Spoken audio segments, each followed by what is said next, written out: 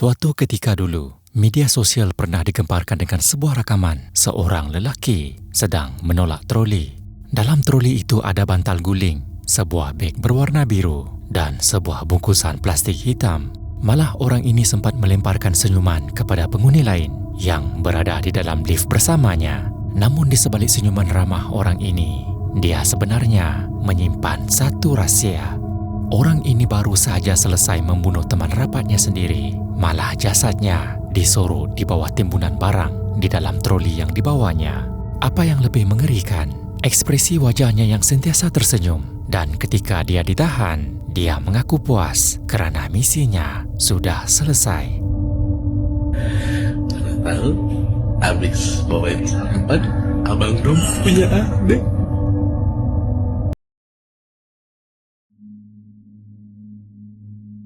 Christian Rudolph Tobing lahir pada tahun 1986. Rudolph mempunyai dua pekerjaan. Pertama, dia bekerja sebagai terapis untuk kanak-kanak istimewa.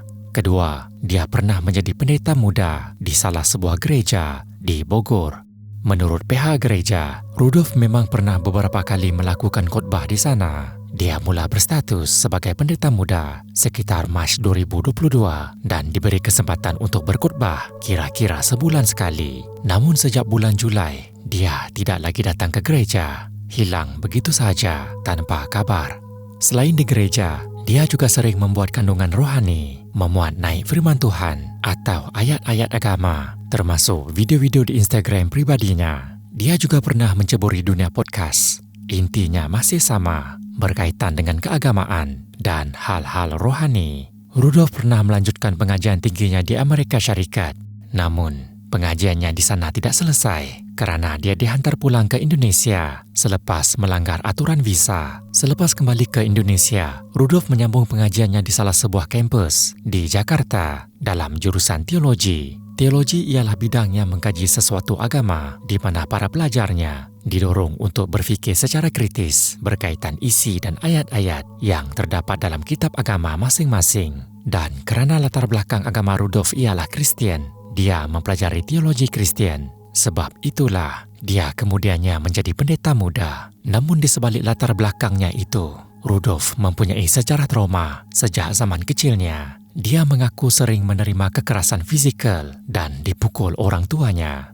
Trauma masa lalu ini membentuk kepribadian Rudolph menjadi seorang yang emosinya mudah meledak dan sukar mengawal kemarahan. Tanggal 17 Oktober 2022, Rudolph menjemput seorang rakannya bernama Icha yang juga berusia 36 tahun untuk membuat podcast. Rudolph memang sebelum ini pernah menghasilkan podcast yang membincangkan hal-hal rohani dan keagamaan, malah sudah beberapa episod. Icha atau nama sebenarnya Ade Yunia Rizabani ternyata pernah berada dalam komuniti gereja yang sama dengan Rudolph. Mereka juga pernah berkenalan melalui sebuah stesen radio swasta berunsurkan keagamaan. Pada hari itu, Rudolph menjemput Icha di kawasan Meruya sebelum mereka menuju ke apartemen Green Pramuka. Rudolph juga sudah menyewa sebuah unit apartemen untuk tempoh 1 hari. Mereka tiba di apartemen Green Pramuka sekitar jam 12.55 tengah hari. Berdasarkan rakaman CCTV, Rudolph dan Icha kemudiannya dilihat masuk ke dalam lift sebelum naik ke tingkat 18. Beberapa jam kemudian, tepat pada jam 7.20 pada malam yang sama, Rudolph dilihat turun ke bawah dan kemudian naik semula. Namun kali ini dia membawa sebuah troli kosong. Sekitar jam 7.25, hanya sekitar 5 menit selepas turun dan naik semula, Rudolph keluar lagi dari unit apartemennya menuju ke lift.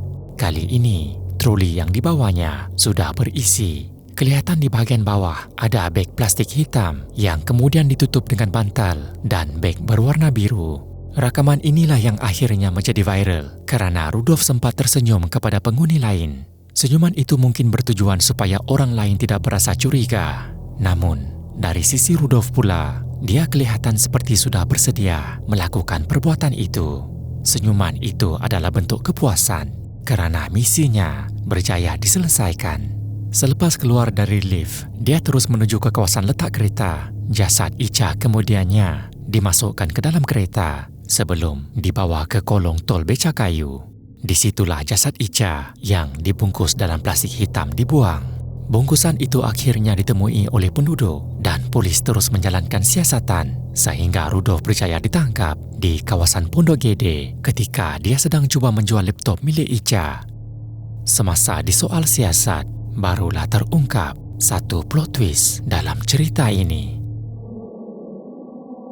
Ica sebenarnya bukan sasaran utama Rudolf. Sebenarnya ada dua orang lain yang menjadi sasaran, yaitu dua orang lelaki berinisial H dan S. Cuma rancangan Rudolf untuk memerangkap H ataupun S gagal karena ketika dia cuba menghubungi kedua-dua orang ini, mereka langsung tidak menjawab panggilannya. Sebab itu akhirnya dia mengajak Ica yang kebetulan memang mengenali dan berkawan dengan H dan S. Rudolf pernah melihat Ica memuat naik gambar bersama mereka. Jadi dia tahu mereka bertiga memang berkawan rapat. Rudolf sebenarnya membenci H kerana mereka pernah berselisih faham. Pada awalnya mereka berkawan, tetapi kemudian sering bertengkar sehingga akhirnya saling membenci. Jadi H menjadi sasaran utama Rudolf kerana mereka boleh dikatakan musuh. Manakala Ica dan S pula dianggap sebagai rakan oleh Rudolf. Namun yang membuat Rudolf semakin sakit hati ialah apabila dia melihat mereka bertiga bergambar bersama dan kelihatan sangat rapat. Malah katanya mereka pernah menyambut Christmas bersama pada tahun 2021 tanpa mengajak Rudolf. Sebab itulah Rudolf berasa sakit hati dan dikhianati. Jadilah niatnya untuk membunuh mereka bertiga. Oleh kerana H dan S tadi tidak dapat dihubungi, Rudolf akhirnya beralih kepada Ica. Dia menganggap Ica bukan jenis yang akan menolak ajakannya. Sangkaannya itu ternyata benar. Ica menerima sahaja ajakan untuk membuat podcast. Pada awalnya, dia mahu mengupah pembunuh upahan. Malah dia sempat mencari maklumat dan bertanya tentang bayarannya. Namun harganya sangat tinggi. Akhirnya Rudolf membuat keputusan untuk mencari sendiri di internet tentang cara membunuh seseorang secara senyap. Selama 3 hari dia mencari dan mempelajarinya. Jadi sebelum bertemu dengan Ica, dia memang sudah mempelajari perkara itu. Akhirnya ketika dia sudah berada di unit apartemen bersama Ica, secara kebetulan ketika mereka sedang berbual, Ica menerima panggilan dari H. Rudolf semakin marah. Dia mempersoalkan mengapa Ica masih berhubung dengan H. Pertengkaran kemudian berlaku antara mereka berdua. Dia kemudian mengancam Ica dengan bertanya sama ada Ica berada di pihaknya atau pihak H. Mungkin kerana takut diperlakukan begitu, Ica menjawab bahawa dia berada di pihak Rudolf. Dari situ Rudolf meminta Ica membantunya. Caranya, dia meminta wang untuk mengupah pembunuh upahan. Jumlah yang diminta ialah sekitar 19,5 juta rupiah. Dia juga meminta Ica mendapatkan 10 juta rupiah lagi daripada keluarganya sebagai tambahan. Kononnya untuk berjaga-jaga dan mungkin boleh digunakan untuk membunuh S juga. Namun selepas mendapatkan wang itu, Rudolf bukan melepaskan Ica. Sebaliknya, dia terus membunuh Ica. Selepas itu barulah berlaku adegan di mana jasad Ica dimasukkan ke dalam beg plastik hitam dan dibawa menggunakan troli. Rudolf sudah mempunyai isteri dan seorang anak yang masih kecil. Bagaimana dia tidak memikir nasib isteri dan anaknya ketika dia melakukan perkara seperti ini? Tambahan pula latar belakangnya sebagai terapis kanak-kanak istimewa, pendeta di gereja dan seorang bapa. Namun ironinya, semua latar belakang itu langsung tidak menggambarkan siapa dirinya yang sebenar. Pada awalnya polis mengasyaki Rudolf mengalami gangguan jiwa, namun hasil pemeriksaan mendapati dia tidak mempunyai sebarang sejarah berkaitan. Sebaliknya, perbuatannya dikaitkan dengan dendam yang sudah lama terpendam. Tanggal 13 Julai 2023, Rudolf dijatuhi hukuman 20 tahun penjara kerana terbukti melakukan pembunuhan berencana terhadap Ica. Di @RudolfTobing_. Di sini juga lo akan dapat kata-kata bijak dari temen gue, Mr. Bijak, sehingga lo makin lebih bijaksana lagi dalam mengambil sebuah keputusan dalam hidup ini. Dan pastinya lewat IG ini juga menjadi sarana kita nongkrong bareng sambil belajar firman Tuhan. Dari kisah ini, kita boleh lihat bahawa dendam dan sakit hati itu boleh menjadi sangat berbahaya. Hidup ini kadang-kadang boleh jadi sangat berat jika kita terus menyimpan dendam. Usahalah memikirkan hal yang tidak membawa apa-apa. Berusahalah untuk bahagia dengan apa yang kita ada dan pikiran kita tidak terus dibebani perkara yang menyakitkan. Semoga kita semua dapat berdamai dengan segala situasi yang ada dan belajar melepaskan apa yang tidak lagi membawa kebaikan dalam hidup kita.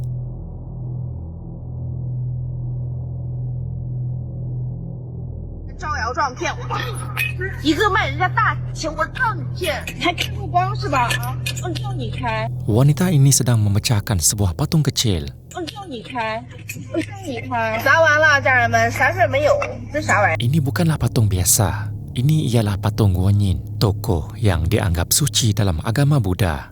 你放心关出就完了，看看我还能活多久。要是我真有一天出事儿的话，我请你吃血不行吗？ Namun yang membuatkan video ini menjadi perhatian bukan sekadar tindakannya, tetapi keberanian wanita ini melakukan sesuatu yang dianggap tabu oleh sebahagian masyarakat. 来请出咱们的观音，咱直接拿出这个棺材钉给他铐头上啊！让你骗人，让你封建迷信，让你谣言，真心疼啊！这我要花。 Video ini dimuat naik sekitar Ogos 2025 oleh seorang influencer asal China yang dikenali sebagai Jian Xiaoro atau nama sebenarnya Li Xiuting. Li dikenali sebagai pencipta kandungan di platform video pendek China dan mempunyai sekitar 1.28 juta pengikut. Kandungannya agak berbeza daripada influencer biasa kerana banyak berkisar tentang dunia paranormal. Sebab utama dia memecahkan patung Guanyin adalah sebagai sebahagian daripada kandungan anti khurafat. Dia mahu mencabar kepercayaan bahawa tindakan menghina atau merosakkan patung dewa boleh mengakibatkan seseorang terkena sumpahan, malah menguji sama ada sesuatu yang buruk akan berlaku kepadanya. 我腻了，我这里有个开过光的神像，已经给你寄过去了。什么开过光神像？又来这一套是吧？你想死你就砸，砸了你活多久关注多久。 砸完了，家人们，啥事儿没有，这啥玩意儿？你放心关出就完了，看看我还能活多久。要是我真有一天出事儿的话，我请你吃血不行吗？来请出咱们的观音，咱直接拿出这个棺材钉给他铐头上啊！让你骗人，让你封建迷信，让你谣言，真心疼啊！这玩意儿花了我1000大洋啊，还说开过光的。 但是我江小柔就是不信这个，目前身体没有感觉任何的不适。 Namun setahun selepas video ini dimuat naik, Li terlibat dalam satu kemalangan yang meragut nyawanya. Pada awal pagi 15 Julai 2026, Li sedang dalam perjalanan dari Liuzhou menuju ke Guangzhou. Semasa dalam perjalanan, kenderaan yang dinaikinya terlibat dalam kemalangan. Li mengalami pendarahan teruk, termasuk kerosakan organ dalaman dan kecederaan otak yang serius. Dia kemudian koma dan dirawat di unit rawatan rapi sebuah hospital di Guangzhou. Selepas hampir sebulan bertarung nyawa, pada 10 Ogos 2026, nyawa Li tidak dapat diselamatkan. Li disahkan meninggal dunia pada usia hanya 24 tahun. Berita kematiannya kembali menularkan video lama dia memecahkan patung Guangzi. Ramai netizen mengaitkan kematian tragis ini sebagai kualat atau balasan karma. Namun ada juga laporan yang mengaitkan kematiannya bukan sahaja dengan patung Guanyin, tetapi juga video terakhirnya. 6 hari sebelum kematiannya, Li sempat memuat naik sebuah video. Dalam video itu, dia menerima cabaran dari pengikutnya untuk membuat beberapa panggilan kepada nombor telefon yang dikaitkan dengan kisah-kisah misteri. Salah satunya dikatakan milik seorang wanita yang meninggal dunia dalam kemalangan jalan raya. Video itu dimuat naik pada 9 Julai 2026. 6 hari kemudian, Li sendiri mengalami kemalangan yang meragut nyawanya. Teori orang ramai yang mengaitkan kematian Li kini terbahagi kepada dua. Ada yang mengaitkannya dengan tindakannya memecahkan patung Guanyin, manakala sebahagian lagi mengaitkannya dengan panggilan telefon kepada nombor yang dikatakan milik seorang wanita yang meninggal dunia akibat kemalangan. Namun dakwaan ini hanyalah spekulasi, bukan fakta yang membuktikan wujud kaitan antara kedua-duanya. Malah keluarganya meminta orang ramai menghentikan spekulasi dan menghormati pemergiannya. Kisah Li meninggalkan satu pengajaran. Jangan melakukan perkara kontroversi atau menghina kepercayaan orang lain hanya demi wang dan tontonan. Dalam mengejar perhatian, ada batas yang wajar kita hormati.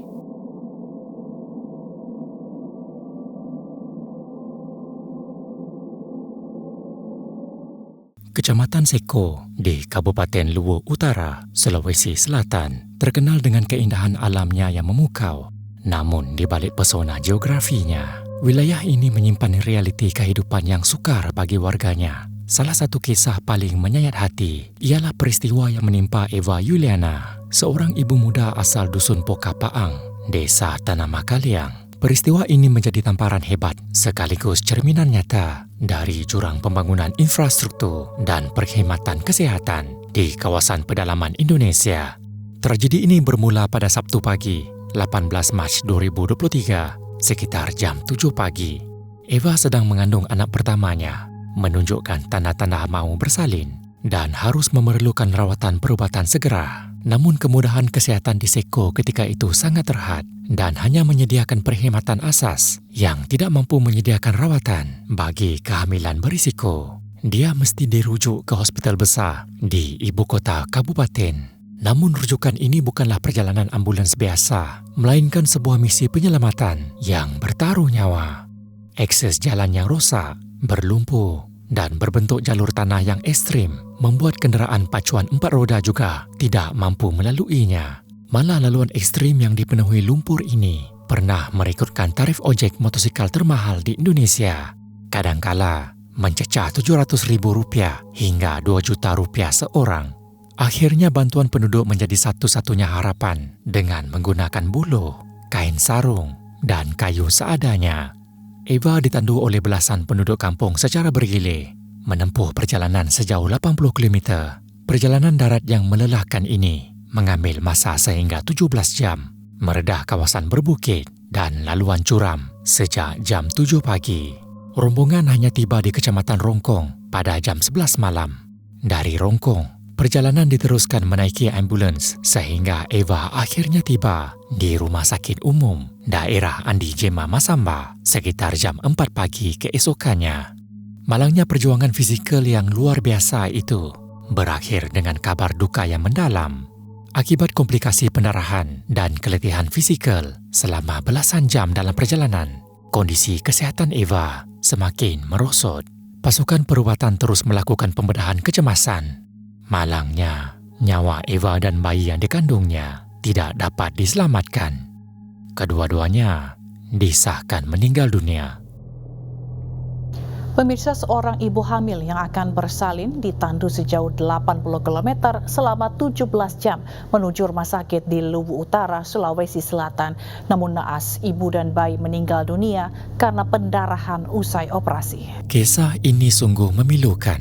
Ia memperlihatkan betapa sukarnya warga desa yang tinggal di kawasan pedalaman mendapatkan pertolongan perubatan apabila akses jalan masih menjadi penghalang utama. Desa Tanama Kaliang di Kecamatan Seko, Kabupaten Luwu Utara, sememangnya sudah lama berdepan dengan masalah akses jalan yang sangat sukar, malah dikategorikan antara paling ekstrim di Indonesia. Pemerintah Provinsi Sulawesi Selatan pernah menyebut Seko sebagai kawasan yang lama terisolasi dan pada tahun 2019 masih menggambarkan infrastruktur jalannya sebagai sangat parah. Masalah ini bukan sahaja menyukarkan masyarakat ketika berdepan kecemasan, malah apabila berlaku kematian, jenazah juga kadangkala terpaksa diusung menggunakan tandu secara bergilir kerana kenderaan tidak mampu melalui kawasan itu. Dan situasi seperti ini bukan sahaja terjadi di Seko. Di beberapa kawasan terpencil Indonesia, tandu masih menjadi pilihan apabila ambulans tidak mampu sampai ke kawasan mereka. Masalah akses seperti ini juga pernah membawa akibat yang tragis di Kabupaten Pinrang, Sulawesi Selatan. Kisah pilu ini menimpa Asmia, seorang ibu hamil berusia 33 tahun dari Dusun Butu Batu, Desa Kariango, Kecamatan Lembang. Kisahnya bermula pada malam Kamis, 5 Januari 2023, apabila Asmia menghubungi bidan desa selepas merasai tanda-tanda mahu melahirkan kandungan pertamanya. Sejak malam itu, dia sudah mengeluh kesakitan. Bidan desa mencadangkan agar Asmia segera dibawa ke pusat kesehatan Salimbungan. Namun perjalanan terpaksa ditangguhkan kerana cuaca buruk. Hujan lebat dan badai pada malam itu membuatkan perjalanan tidak dapat dilakukan. Menjelang keesokan hari, kondisi Asmia semakin kritikal.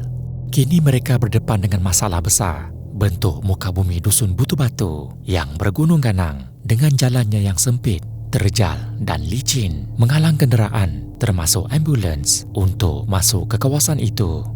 Tanpa pilihan lain, puluhan warga terpaksa bergotong royong menandu Asmia menggunakan sebilah bambu dan kain sarung. Mereka mengambil jalan pintas dengan berjalan kaki meredah laluan licin serta menyeberangi sungai sejauh 7 km menuju ke Desa Bakaru.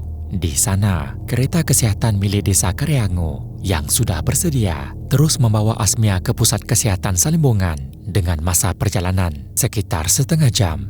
Oleh kerana kondisinya yang semakin merosot, dia kemudiannya dikejarkan ke Rumah Sakit Lansinrang Pinrang dan perjalanan untuk ke sana mengambil masa kira-kira 1 jam lagi. Asmia tiba di Rumah Sakit Umum Lansinrang sekitar jam 11 pagi. Doktor segera melakukan pemeriksaan ultrabunyi dan mendapati tiada lagi pergerakan janin. Akibat kondisi fisikalnya yang tidak mengizinkan kelahiran normal, doktor kemudian melakukan pembedahan sesar untuk mengeluarkan bayi dari kandungan. Malangnya, bayi itu disahkan meninggal dunia. Sehari selepas menjalani pembedahan, akibat komplikasi kritikal dan keletihan melampau, nyawa Asmia tidak dapat diselamatkan.